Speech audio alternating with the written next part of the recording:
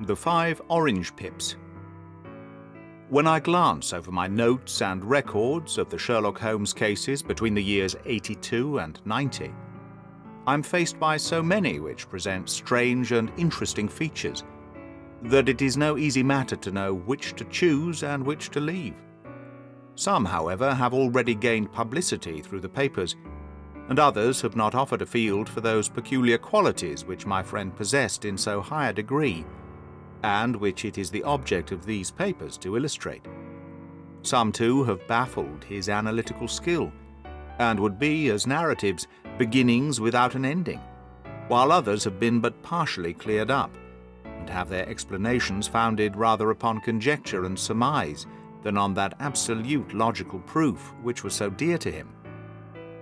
There is, however, one of these last which was so remarkable in its details and so startling in its results that I am tempted to give some account of it, in spite of the fact that there are points in connection with it which never have been and probably never will be entirely cleared up. The year 87 furnished us with a long series of cases of greater or less interest, of which I retain the records. Among my headings under this one 12 months, I find an account of the adventure of the Paradol Chamber, of the Amateur Mendicant Society, who held a luxurious club in the lower vault of a furniture warehouse, of the facts connected with the loss of the British bark Sophie Anderson, of the singular adventure of the Grice Pattersons in the island of Uffa, and finally of the Camberwell poisoning case. In the latter, as may be remembered, Sherlock Holmes was able, by winding up the dead man's watch, to prove that it had been wound up 2 hours ago, and that therefore the deceased had gone to bed within that time, a deduction which was of the greatest importance in clearing up the case. All these I may sketch out at some future date, but none of them present such singular features as the strange train of circumstances which I have now taken up my pen to describe. It was in the latter days of September, and the equinoctial gales had set in with exceptional violence. All the day the wind had screamed, and the rain had beaten against the windows, so that even here, in the heart of great handmade London, we were forced to raise our minds for the instant from the routine of life and to recognize the presence of those great elemental forces which shriek at mankind through the bars of his civilization like untamed beasts in a cage. As evening drew in, the storm grew louder and louder, and the wind cried and sobbed like a child in the chimney. Sherlock Holmes sat moodily at one side of the fireplace, cross-indexing his records of crime, whilst I, at the other, was deep in one of Clark Russell's fine sea stories, until the howl of the gale from without seemed to blend with the text, and the splash of the rain to lengthen out into the long swash of the sea waves. My wife was on a visit to her aunt's, and for a few days I was a dweller once more in my old quarters at Baker Street. "Why," said I, glancing up at my companion, "that was surely the bell. Who could come tonight? Some friend of yours, perhaps?" "Except yourself, I have none," he answered. "I do not encourage visitors." "A client, then?" "If so, it is a serious case. Nothing less would bring a man out on such a day and at such an hour. But I take it that it is more likely to be some crony of the landlady's." Sherlock Holmes was wrong in his conjecture, however, for there came a step in the passage and a tapping at the door. He stretched out his long arm to turn the lamp away from himself and towards the vacant chair upon which a newcomer must sit. "Come in," said he. The man who entered was young, some 22 at the outside, well-groomed and trimly clad, with something of refinement and delicacy in his bearing. The streaming umbrella which he held in his hand, and the long shining waterproof, told of the fierce weather through which he had come. He looked about him anxiously in the glare of the lamp, and I could see that his face was pale and his eyes heavy, like those of a man who is weighed down with some great anxiety. "I owe you an apology," he said, raising his golden pince-nez to his eyes. "I trust that I am not intruding. I fear that I have brought some traces of the storm and the rain into your snug chamber." "Give me your coat and umbrella," said Holmes. "They may rest here on the hook, and will be dry presently. You have come up from the southwest, I see." "Yes, from Horsham." That clay and chalk mixture which I see upon your toe caps is quite distinctive. I have come for advice. That is easily got. And help. That is not always so easy. I have heard of you, Mr. Holmes. I heard from Major Prendergast how you saved him in the Tankerville Club scandal. Ah, of course, he was wrongly accused of cheating at cards. He said that you could solve anything. He said too much. That you are never beaten. I have been beaten 4 times, 3 times by men and once by a woman. But what is that compared with the number of your successes? It is true that I have been generally successful. Then you may be so with me. I beg that you will draw your chair up to the fire and favour me with some details as to your case. It is no ordinary one. None of those which come to me are. I am the last court of appeal, and yet I question, sir, whether in all your experience you have ever listened to a more mysterious and inexplicable chain of events than those which have happened in my own family. You fill me with interest, said Holmes. Pray, give us the essential facts from the commencement, and I can afterwards question you as to those details which seem to me to be most important. The young man pulled his chair up and pushed his wet feet out towards the blaze. My name, said he, is John Openshaw, but my own affairs have, so far as I can understand it, little to do with this awful business. It is a hereditary matter, so in order to give you an idea of the facts, I must go back to the commencement of the affair. You must know that my grandfather had 2 sons, my uncle Elias and my father Joseph. My father had a small factory at Coventry, which he enlarged at the time of the invention of bicycling. He was the patentee of the Openshaw unbreakable tire, and his business met with such success that he was able to sell it, and to retire upon a handsome competence. My uncle Elias emigrated to America when he was a young man, and became a planter in Florida, where he was reported to have done very well. At the time of the war, he fought in Jackson's army, and afterwards under Hood, where he rose to be a colonel.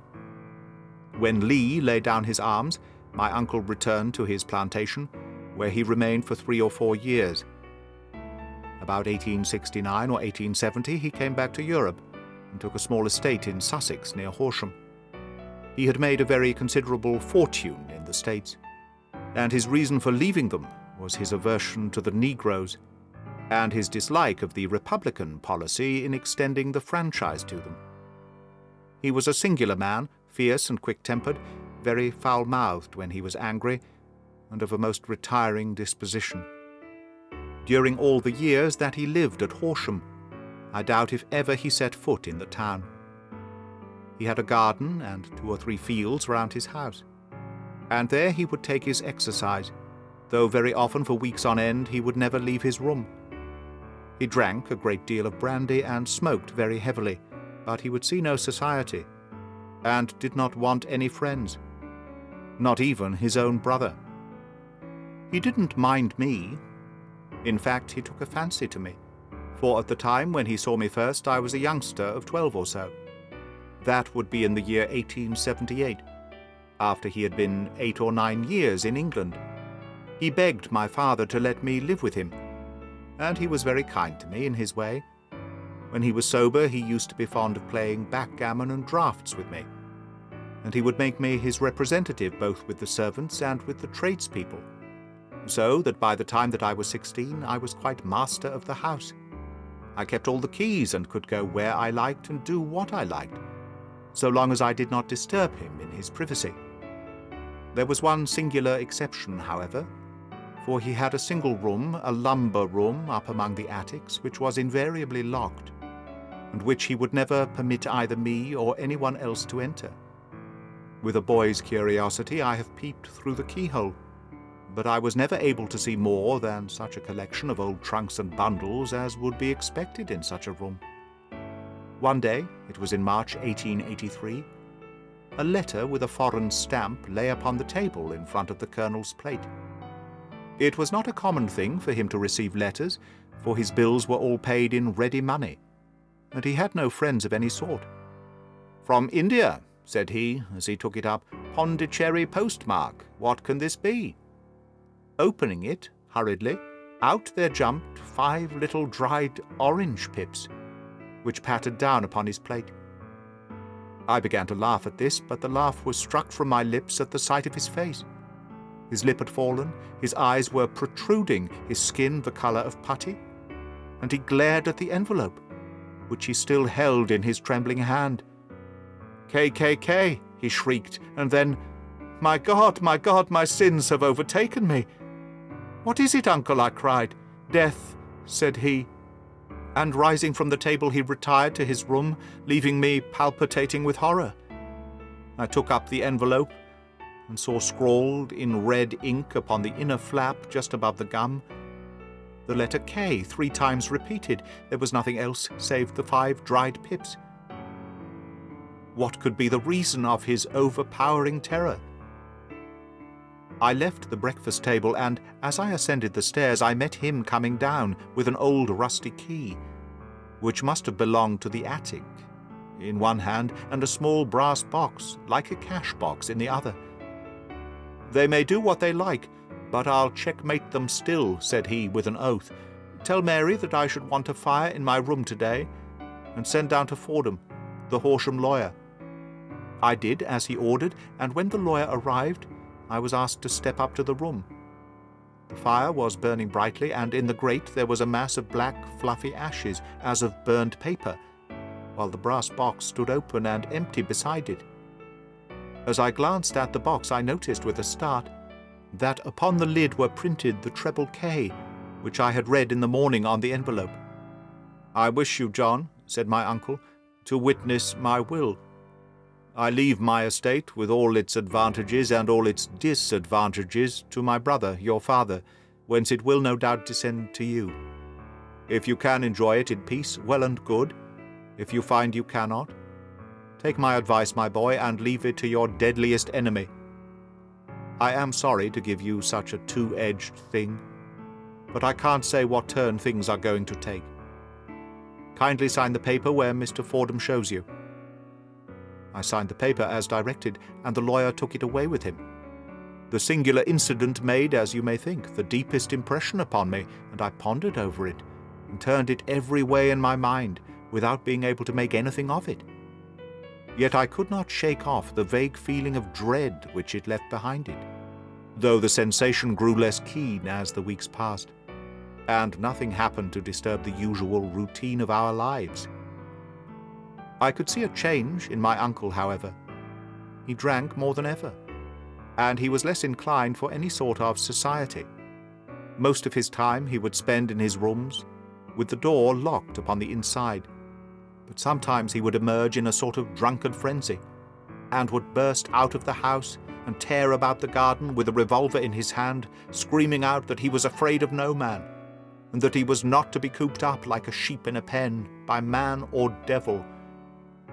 When these hot fits were over, however, he would rush tumultuously in at the door and lock and bar it behind him, like a man who can brazen it out no longer against the terror which lies at the roots of his soul. At such times I have seen his face, even on a cold day, glisten with moisture, as though it were new raised from a basin. Well, to come to an end of the matter, Mr. Holmes, and not to abuse your patience, there came a night when he made one of those drunken sallies from which he never came back. We found him, when we went to search for him, face downwards in a little green-scummed pool, which lay at the foot of the garden. There was no sign of any violence, and the water was but 2 feet deep, so that the jury, having regard to his known eccentricity, brought in a verdict of suicide. But I, who knew how he winced from the very thought of death, had much ado to persuade myself that he had gone out of his way to meet it. The matter passed, however, and my father entered into possession of the estate, and of some £14,000, which lay to his credit at the bank. "One moment," Holmes interposed. "Your statement is, I foresee, one of the most remarkable to which I have ever listened.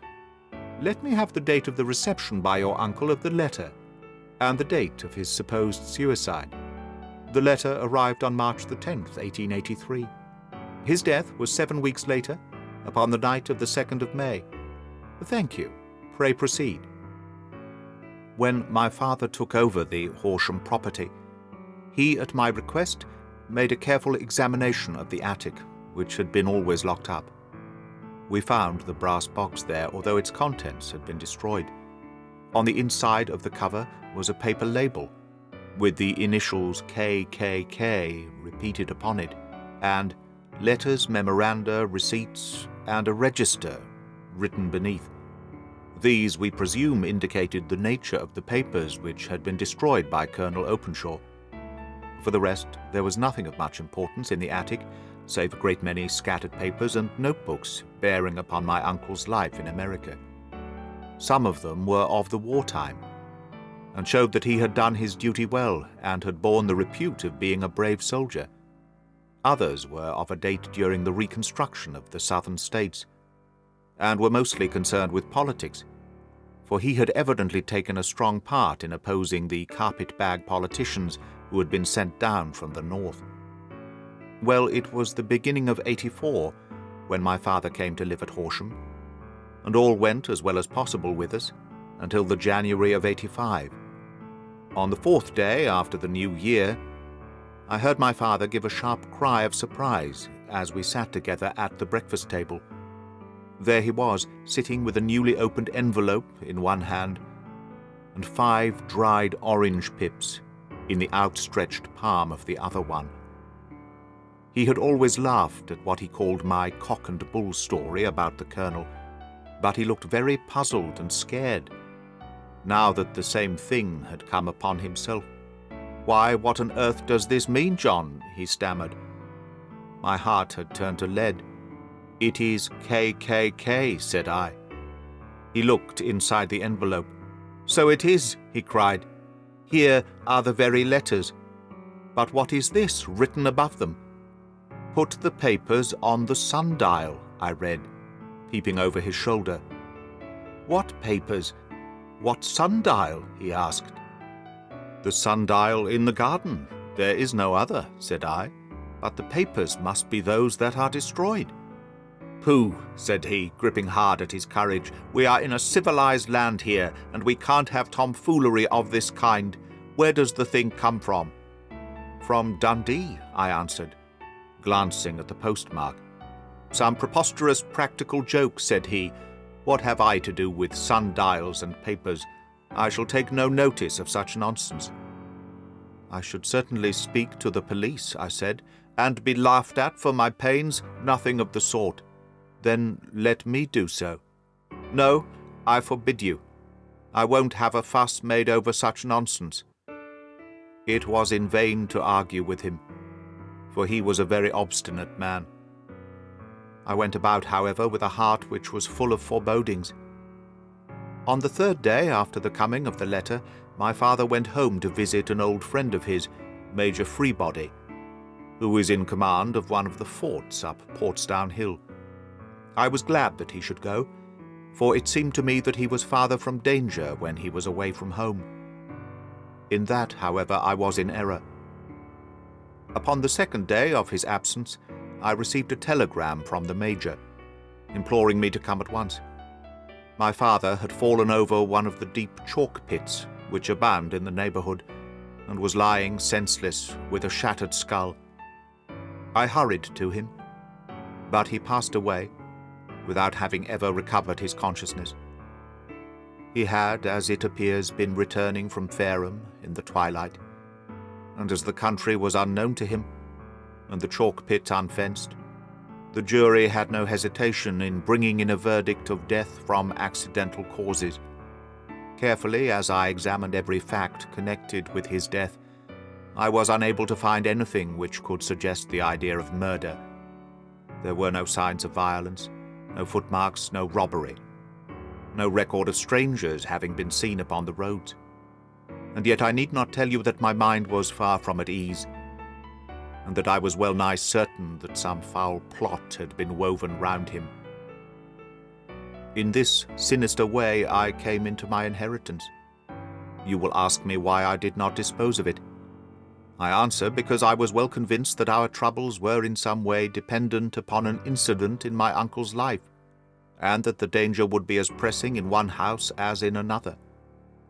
It was in January 85 that my poor father met his end, and 2 years and 8 months have elapsed since then. During that time I have lived happily at Horsham, and I had begun to hope that this curse had passed away from the family and that it had ended with the last generation. I had begun to take comfort too soon, however. Yesterday morning the blow fell in the very shape in which it had come upon my father. The young man took from his waistcoat a crumpled envelope, and turning to the table, he shook out upon it 5 little dried orange pips. "This is the envelope," he continued. "The postmark is London, Eastern Division. Within are the very words which were upon my father's last message, KKK. And then, put the papers on the sundial." "What have you done?" asked Holmes. "Nothing." "Nothing? To tell the truth," he sank his face into his thin white hands, "I have felt helpless. I have felt like one of those poor rabbits when the snake is writhing towards it. I seem to be in the grasp of some resistless, inexorable evil, which no foresight and no precautions can guard against." "Tut, tut!" cried Sherlock Holmes. "You must act, man, or you are lost. Nothing but energy can save you. This is no time for despair. I have seen the police." "Ah?" "But they listened to my story with a smile. I am convinced that the inspector has formed the opinion that the letters are all practical jokes, and that the deaths of my relations were really accidents, as the jury stated, and were not to be connected with the warnings." Holmes shook his clenched hands in the air. "Incredible imbecility!" he cried. "They have, however, allowed me a policeman who may remain in the house with me." "Has he come with you tonight?" "No. His orders were to stay in the house." Again Holmes raved in the air. "Why did you come to me?" he said. "And above all, why did you not come at once?" "I did not know. It was only today that I spoke to Major Prendergast about my trouble, and was advised by him to come to you. It is really 2 days since you had the letter. We should have acted before this. You have no further evidence, I suppose, than that which you have placed before us? No suggestive detail which might help us?" "There is one thing," said John Openshaw. He rummaged in his coat pocket, and drawing out a piece of discoloured, blue-tinted paper, he laid it out upon the table. "I have some remembrance," said he, "that on the day when my uncle burned the papers, I observed that the small unburned margins which lay amid the ashes were of this particular colour. I found this single sheet upon the floor of his room, and I am inclined to think that it may be one of the papers which had perhaps fluttered out from among the others, and in that way had escaped destruction. Beyond the mention of Pips, I do not see that it helps us much. I think myself that it is a page from some private diary. The writing is undoubtedly my uncle's." Holmes moved the lamp, and we both bent over the sheet of paper, which showed by its ragged edge that it had indeed been torn from a book. It was headed March 1869, and beneath were the following enigmatical notices. 4th, Hudson came. Same old platform. 7th, set the pips on Macaulay, Paramore, and Swain of St. Augustine. 9th, Macaulay cleared. 10th, John Swain cleared. 12th, visited Paramore.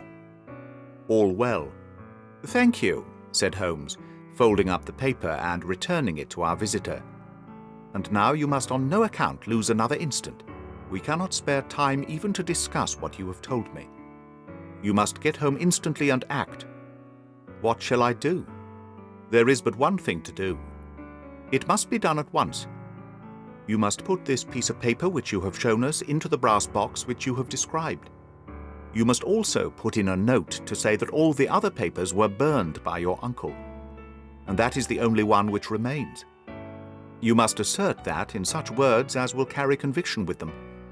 Having done this, you must at once put the box out upon the sundial as directed. Do you understand?" "Entirely." "Do not think of revenge or anything of that sort at present. I think that we may gain that by means of the law. But we have our web to weave, while theirs is already woven.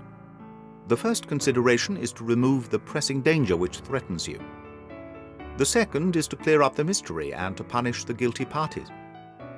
"I thank you," said the young man, rising and pulling on his overcoat. "You have given me fresh life and hope. I shall certainly do as you advise. Do not lose an instant, and, above all, take care of yourself in the meanwhile. For I do not think that there can be any doubt that you are threatened by a very real and imminent danger. How do you go back? By train from Waterloo. It is not yet 9. The streets will be crowded, so I trust that you may be in safety. And yet you cannot guard yourself too closely. I am armed. That is well. Tomorrow I shall set to work upon your case. I shall see you at Horsham then. No, your secret lies in London. It is there that I shall seek it. Then I shall call upon you in a day, or in 2 days, with news as to the box and the papers. I shall take your advice in every particular." He shook hands with us and took his leave. Outside the wind still screamed, and the rain splashed and pattered against the windows. This strange wild story seemed to have come to us from amid the mad elements, blown in upon us like a sheet of seaweed in a gale, and now to have been reabsorbed by them once more. Sherlock Holmes sat for some time in silence with his head sunk forward, and his eyes bent upon the red glow of the fire. Then he lit his pipe, and leaning back in his chair he watched the blue smoke rings as they chased each other up to the ceiling. "I think, Watson," he remarked at last, "that of all our cases, we have had none more fantastic than this. Save perhaps the sign of 4. Well, yes, save perhaps that. And yet this John Openshaw seems to me to be walking amid even greater perils than did the Sholtos." "But have you," I asked, "formed any definite conception as to what these perils are?" "There can be no question as to their nature," he answered. "Then what are they? Who is this KKK? And why does he pursue this unhappy family?" Sherlock Holmes closed his eyes and placed his elbows upon the arms of his chair, with his fingertips together. "The ideal reasoner," he remarked, "would, when he has once been shown a single fact in all its bearings, deduce from it not only all the chain of events which led up to it, but also all the results which would follow from it. As Cuvier could correctly describe a whole animal by the contemplation of a single bone, so the observer, who has thoroughly understood one link in a series of incidents, should be able accurately to state all the other ones both before and after. We have not yet grasped the results which the reason alone can attain to. Problems may be solved in the study which have baffled all those who have sought a solution by the aid of their senses. To carry the art, however, to its highest pitch, it is necessary that the reasoner should be able to utilize all the facts which have come to his knowledge, and this in itself implies, as you will readily see, a possession of all knowledge, which even in these days of free education and encyclopedias is a somewhat rare accomplishment. It is not so impossible, however, that a man should possess all knowledge which is likely to be useful to him in his work, and this I have endeavored in my case to do. If I remember rightly, you on one occasion, in the early days of our friendship, defined my limits in a very precise fashion." "Yes," I answered, laughing, "it was a singular document. Philosophy, astronomy, and politics were marked at 0, I remember. Botany, variable. Geology, profound as regards the mud stains from any region within 50 miles of town. Chemistry, eccentric. Anatomy, unsystematic. Sensational literature and crime records, unique. Violin player, boxer, swordsman, lawyer, and self-poisoner by cocaine and tobacco. Those, I think, were the main points of my analysis." Holmes grinned at the last item. "Well," he said, "I say now as I said then.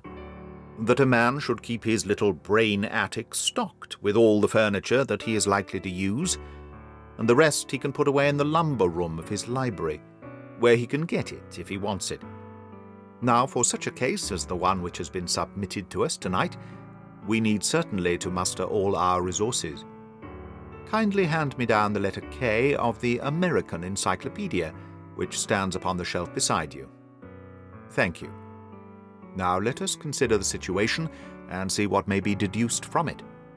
In the first place, we may start with a strong presumption that Colonel Openshaw had some very strong reason for leaving America.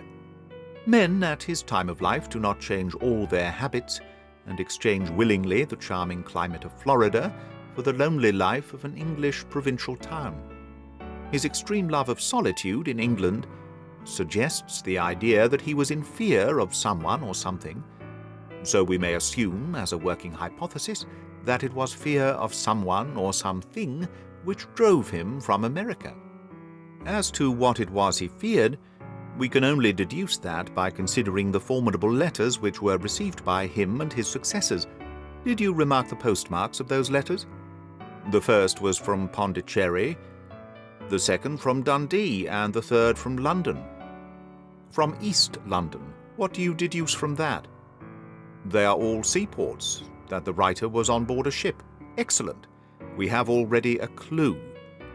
There can be no doubt that the probability, the strong probability, is that the writer was on board a ship. And now let us consider another point. In the case of Pondicherry, 7 weeks elapsed between the threat and its fulfillment.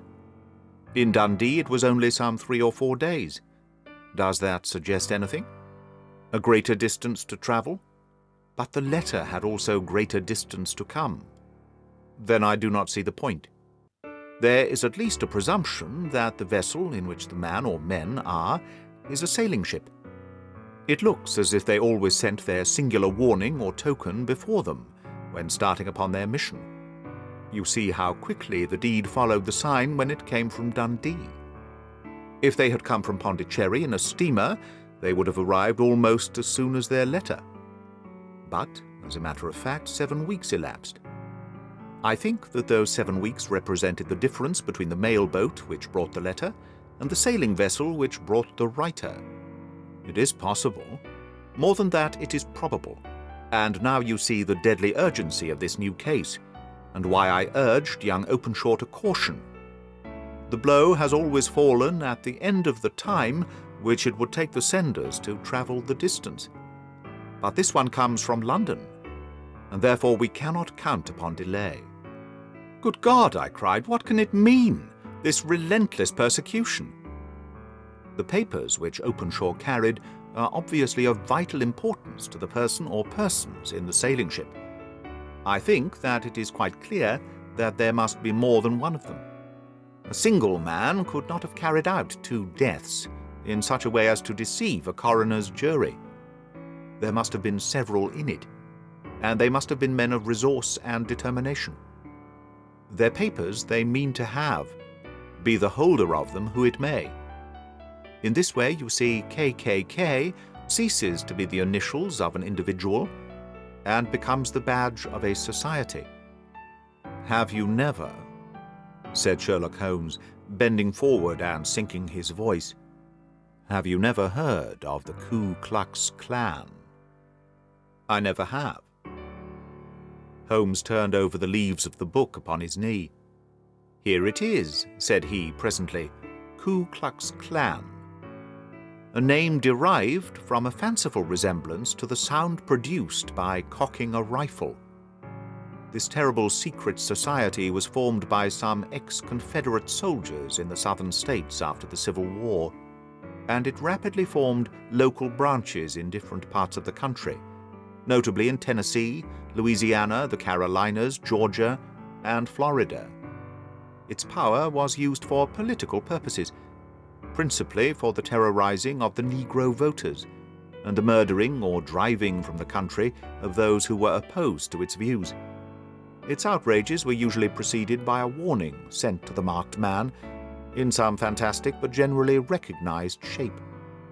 A sprig of oak leaves in some parts, melon seeds, or orange pips in others. On receiving this, the victim might either openly abjure his former ways or might fly from the country. If he braved the matter out, death would unfailingly come upon him, and usually in some strange and unforeseen manner. So perfect was the organization of the society and so systematic its methods that there is hardly a case upon record where any man succeeded in braving it with impunity, or in which any of its outrages were traced home to the perpetrators.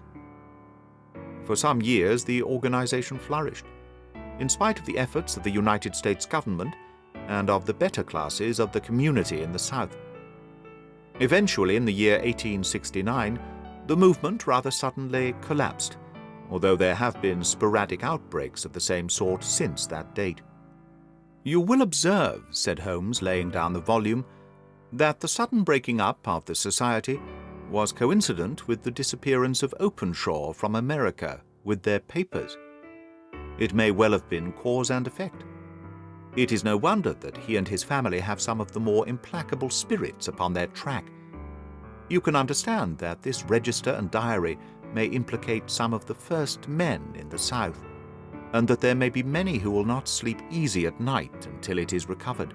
Then the page which we have seen is such as we might expect.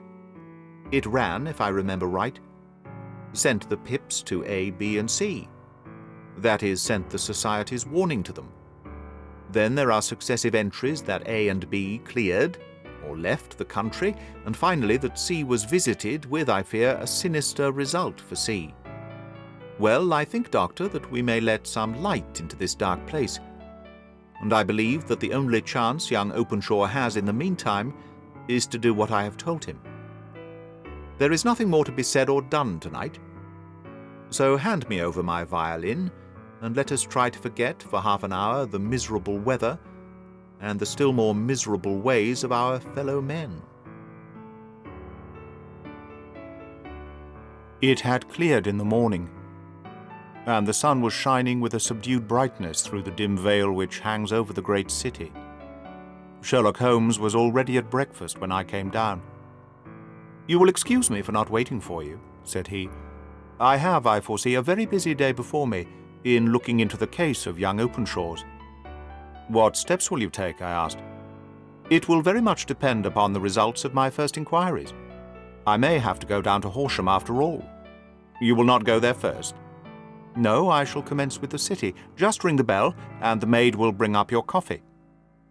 As I waited, I lifted the unopened newspaper from the table and glanced my eye over it. It rested upon a heading which sent a chill to my heart. "Holmes," I cried, "you're too late." "Ah," said he, laying down his cup, "I feared as much. How was it done?" He spoke calmly, but I could see that he was deeply moved. My eye caught the name of Openshaw, and the heading, "Tragedy near Waterloo Bridge." Here is the account. "Between 9 and 10 last night, Police Constable Cook, of the H Division, on duty near Waterloo Bridge, heard a cry for help and a splash in the water. The night, however, was extremely dark and stormy, so that, in spite of the help of several passers-by, it was quite impossible to effect a rescue. The alarm, however, was given, and by the aid of the water police, the body was eventually recovered. It proved to be that of a young gentleman whose name, as it appears from an envelope which was found in his pocket, was John Openshaw, and whose residence is near Horsham. It is conjectured that he may have been hurrying down to catch the last train from Waterloo Station, and that in his haste and the extreme darkness he missed his path and walked over the edge of one of the small landing places for river steamboats. The body exhibited no traces of violence, and there can be no doubt that the deceased had been a victim of an unfortunate accident, which should have the effect of calling the attention of the authorities to the condition of the riverside landing stages.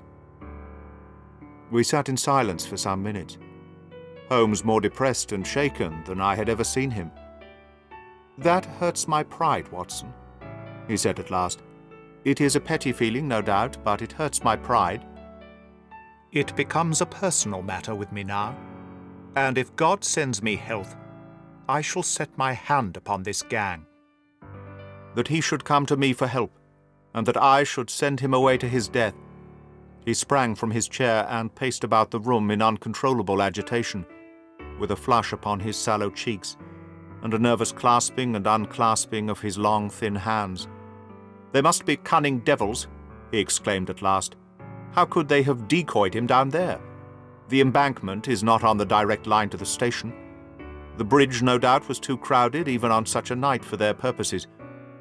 Well, Watson, we shall see who will win in the long run.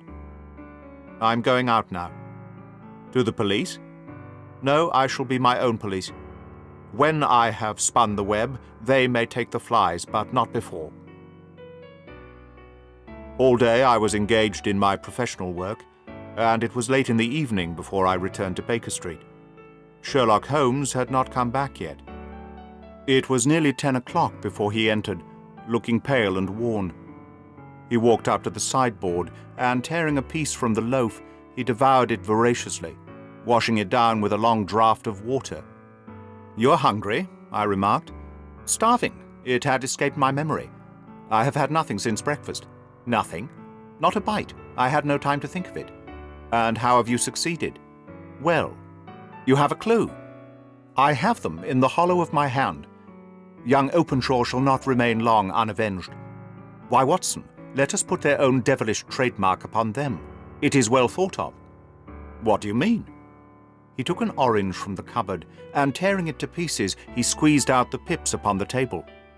Of these he took 5 and thrust them into an envelope. On the inside of the flap he wrote S.H. for J.O. Then he sealed it and addressed it to Captain James Calhoun, Bark Lone Star, Savannah, Georgia. "That will await him when he enters port," said he, chuckling. "It may give him a sleepless night. He will find it as sure a precursor of his fate as Openshaw did before him."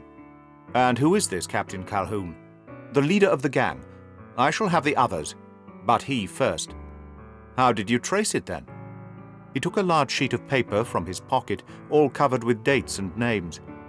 "I have spent the whole day," said he, "over Lloyd's registers and the files of old papers, following the future career of every vessel which touched at Pondicherry in January and in February '83. There were 36 ships of fair tonnage which were reported there during those months. Of these, the Lone Star instantly attracted my attention, since, although it was reported as having cleared from London, the name is that which is given to one of the states of the Union. Texas, I think. I was not and am not sure which, but I knew that the ship must have an American origin. What then? I searched the Dundee records, and when I found that the bark Lone Star was there in January '85, my suspicions became a certainty. I then inquired as to vessels which lay at present in the port of London. Yes, the Lone Star had arrived there last week. I went down to the Albert Dock and found that she had been taken down the river by the early tide this morning, homeward bound to Savannah. I wired to Gravesend and learned that she had passed some time ago, and as the wind is easterly, I have no doubt that she is now past the Goodwins and not very far from the Isle of Wight. What will you do then? Oh, I have my hand upon him. He and the 2 mates are, as I learn, the only native-born Americans in the ship. The others are Finns and Germans. I also know that they were all 3 away from the ship last night. I had it from the stevedore, who has been loading their cargo. By the time their sailing ship reaches Savannah, the mailboat will have carried this letter, and the cable will have informed the police of Savannah that these 3 gentlemen are badly wanted here upon a charge of murder. There is ever a flaw, however, in the best laid of human plans, and the murderers of John Openshaw were never to receive the orange pips, which would show them that another, as cunning and as resolute as themselves, was on their track. Very long and severe were the equinoctial gales that year. We waited long for news of the Lone Star of Savannah, but none ever reached us.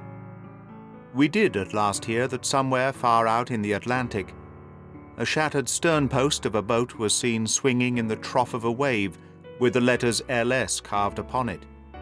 And that is all which we shall ever know of the fate of the Lone Star.